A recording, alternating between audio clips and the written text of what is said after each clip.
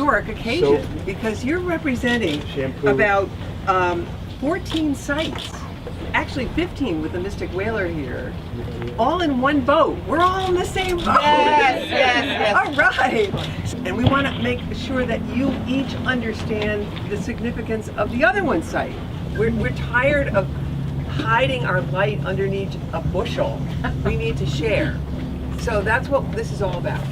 Okay?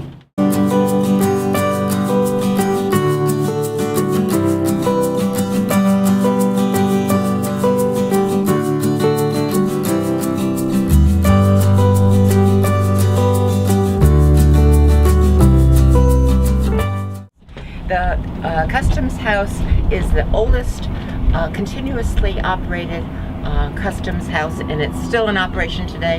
Our former president, Chester Arthur, was the customs official here in New London, and we also are the stewards or the owners of Ledge Light. New London Harbor Light, which is the oldest and the tallest on Long Island Sound, and we also have Race Rock.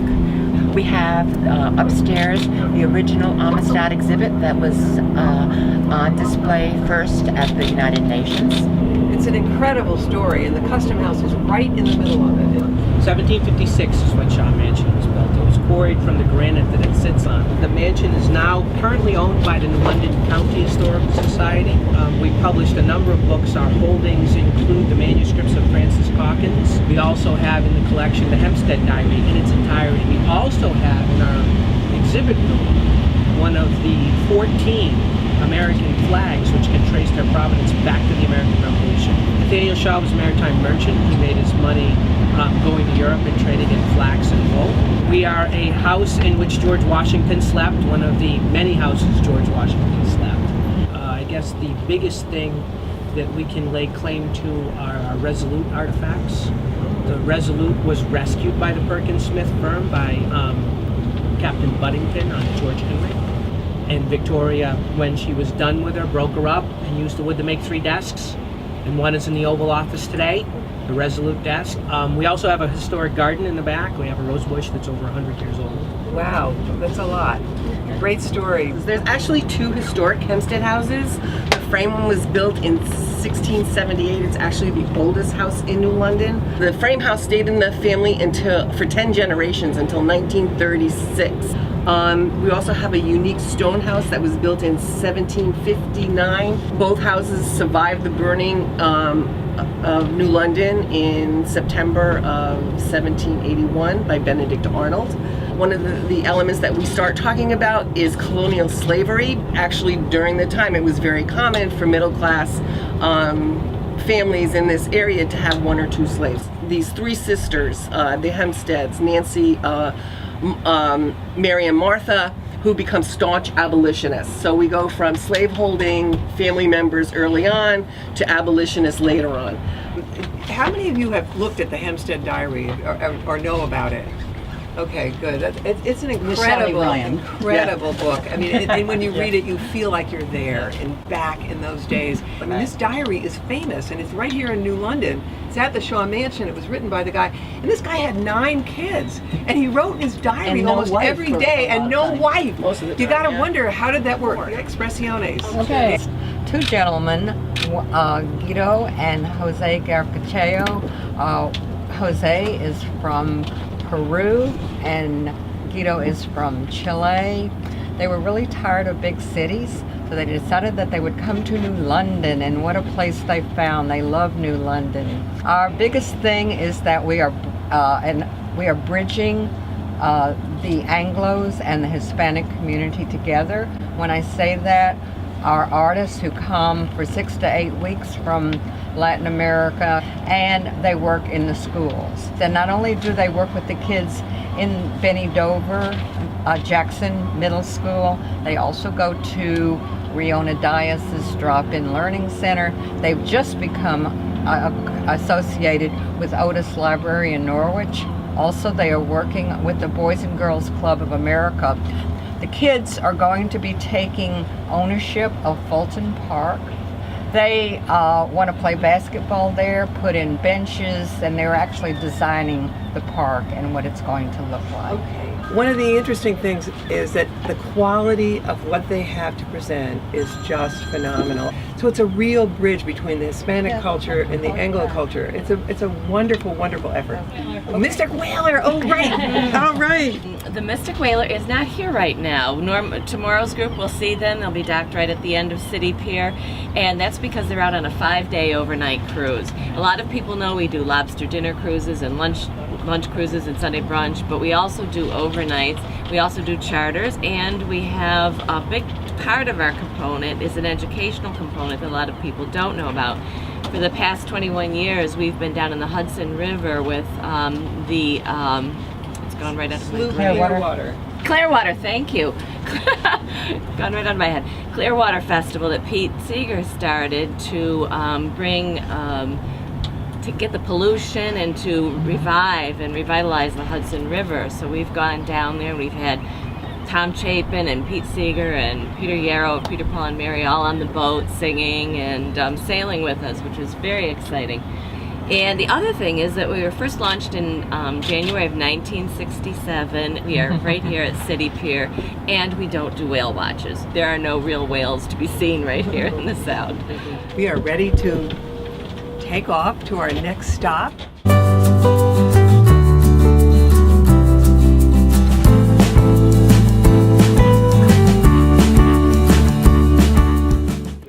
This is a National Register Historic District, the Groton Bank National Register Historic District. It is a beautiful historic area.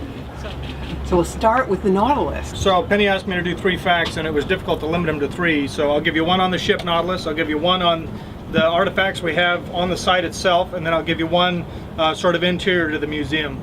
We're famous for being the first nuclear-powered submarine, of course, but actually we're the first nuclear-powered anything for power generation. Everything before Nautilus was for test and research. We no longer were tied to keeping the ships on the surface as often as we did with the diesel-electric submarines. So because we could stay submerged indefinitely, which was actually we were limited by the amount of food that we could bring on board to feed the crew, we could now do things that we'd never done before, such as go under the Arctic ice, which Nautilus did for the first time ever in 1958, August 3rd. We actually just passed the anniversary, 58 years since. There are other couple interesting things on the site. As you come on, if you look to the right, there's a very large black structure which is the sail of the USS George Washington. The George Washington was the first purpose-built ballistic missile submarine, which was a pivotal moment in our nation's history in a fight in the Cold War where we now had the ability to launch ballistic missiles from a submerged submarine anywhere in the world without anyone knowing where we were at. Closer up to the front door, you'll see this bright orange structure. It's this exact color of orange. That is the sail of NR-1. She was never commissioned. She was formerly a nuclear-powered research vessel, but she was a very deep-diving submarine, and I can't even talk about the bulk of what she did because it's all highly classified. Some of what she did that is not classified, such as when the Shuttle Challenger was lost in '86, she was the vessel that went out and found where the debris field was at and recovered most of the material from the loss of the Shuttle Challenger so that we could figure out just what had happened during that accident. We have the world's largest collection of World War II submarine battle flags. That when the ships sailed home, they would fly these flags to demonstrate what they had done while they were out on patrol in the Pacific as well as in the Atlantic. We have submarine school records, so if family members had a father, a grandfather, a brother who was in the submarine service, we probably have his report card, if you will, from when he was at the submarine school. Yes, ma'am. You gave me my father's from the submarine school in 1926. Yes. We can set up appointments and we can find this history and make copies available to you so that you can take that home and share that with the family. The first foray of an American attempt into the submarine business was the Turtle, built by David Bushnell, who was a Connecticut man, and it was operated by the Army, strangely enough. And the intended purpose was to attack the British men of war who had pulled into the New York harbor during the Revolutionary War. The attack was not successful, but consider what he was up against. He's in a very small volume, about 2.5 cubic meters, pedaling and cranking his way underwater under a ship to try to attach an explosive device. We have one of the replicas that's got a cutaway function so that you can see inside it and see all of the gizmos and the mechanisms that that gentleman had to operate to be able to safely get where he was going and safely get back. I represent Fort Griswold. I'm also with Fort Trumbull. There's a lot of stuff going on here. As you know, this is the main site of the Battle of Groton Heights, September 6, 1781. When Colonel Ledyard was here commanding, he was offering his sword as surrender to the British Army and was actually run through with his own sword. We have that sword in our museum on display. The monument has 165 steps to represent the 165 men defending the fort during that battle. Also, the monument house, it dates back to 1830, and that was the original residence of the caretaker of the monument. Well, and this is the oldest obelisk in America. It's older than Bunker Hill. It's older than the Washington Monument. So it's really, we got it right here. The Avery-Copp house is located about 4 blocks north of this landing site, so very easy to walk to from once you get off the water taxi. And it was built by Rufus Avery, who survived the Battle of Fort Griswold that was just described to you. So built about 1800. And what's most interesting about it, I think, is that it's a great place to learn about how regular people lived in their homes. It's not a house where anyone famous lived or where anything momentous happened, but it was passed down generation after generation with all the contents intact. We keep it as it was and interpret family life from that perspective. Some of my favorite things in it have to do with that time capsule-ness. One of them is the medicine cabinet in the second floor bathroom, which is completely full of family medicine from about 1890 up to about 1960. When medicine was not regulated, where you could buy tonics that had a morphine base to them, or chocolate-covered cocaine pills for if you needed perking up. One of my very favorite things that we do there are living history programs that we have from time to time, where we interpret the lives of the Irish immigrant servants who work there. Often those stories are invisible because the servants were not being documented and they worked behind the scenes. So it's nice to bring them to life a little bit. So if you brave the steep stairs all the way up to the attic, you can see where these Irish women slept and where they would have spent their free time. And it really gives you a sense who these people were. You know, we think this is such an important part of the American story and of the people who would have been living in this house alongside the family. I think it's one of my favorite parts because it isn't something you see at every museum. They give a fantastic tour at the Avery-Copp house, and Natalie is one of the docents there, and it just pulls you right in. It's just fantastic. We try to have programming that will attract all kinds of age groups and interests. One of the artifacts that we have in the house, and it is a Ediphone. It is a working Ediphone donated to us by Jim Streeter.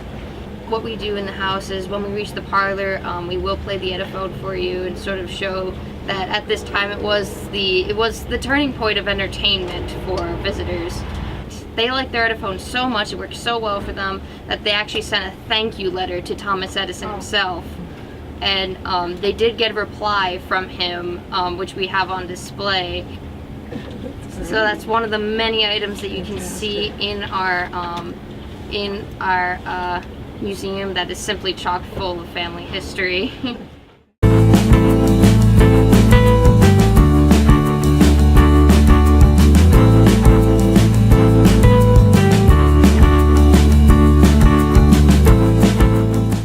Monte Cristo Cottage is the boyhood home of Eugene O'Neill, the very famous American playwright. His family bought the property in 1884 and they lived there throughout the early half up till around 1930. Eugene O'Neill was heavily affected by his mother's addiction to morphine, which actually began with his birth because he was a 11-pound baby and the doctor present at the birth was not very competent, and for all those reasons kind of combined, she ended up becoming addicted to morphine. She was addicted for 23 years. That, in combination with alcoholism being very present in his family life, caused him to have a bit of a difficult upbringing. And Eventually, he was inspired to write his play Long Day's Journey into Night, which is set in the Monte Cristo Cottage in what we call the Long Day's Journey into Night room. It's their living room. It's where they spent the majority of their time. The Eugene O'Neill Theater Center in Waterford now takes care of and owns the Monte Cristo Cottage. The property that the Eugene O'Neill Theater Center sits on now used to be the Hammond estate, the Hammond gentleman's farm. Eugene O'Neill used to sneak his girlfriends onto Mr. Hammond's beach, which is now Waterford Beach, and Mr. Hammond used to chase him off with a shotgun. So it's very ironic now that his property is now named for the man who he hated so very much. The American theater was really melodrama until O'Neill. Eugene O'Neill gave us insight into who we are as human beings, psychological insight. Very, very important. We have to grow up sometime, and he helped us. Now, this fort is the third one that you see on the property. There actually was an original earthworks fort that was ordered by Governor Jonathan Trumbull in 1775. That was actually a little bit more north. This is the third one, as I said, and it was built in 1838 to 1852, and the engineer in charge was Captain George Cullum. The granite walls are 16 feet thick, and the original granite is from Millstone Point, and we had all Italian masons working on the fort, so we had the best of the best. Currently, our fort is going under renovations. I'm in charge of renovating the inside exhibits there. We're trying to have a map through so that you can walk through the exhibits and walk through the different time periods and what the fort was used for, all the way from the Civil War recruiting stations and the Revolution to the sound lab that we had here run by the Yukon and the Navy. We have a museum that goes through the history of the fort from the Revolution to the Cold War, and that's open to the public now. That visitor center was also the original Coast Guard Academy, so the very first. So I know that they're building the Coast Guard Museum there, but we were the first ones. And our grounds are open, 24-hour access to the grounds. You can fish from the pier. The water taxi is obviously here, and it is just a beautiful sight to be at.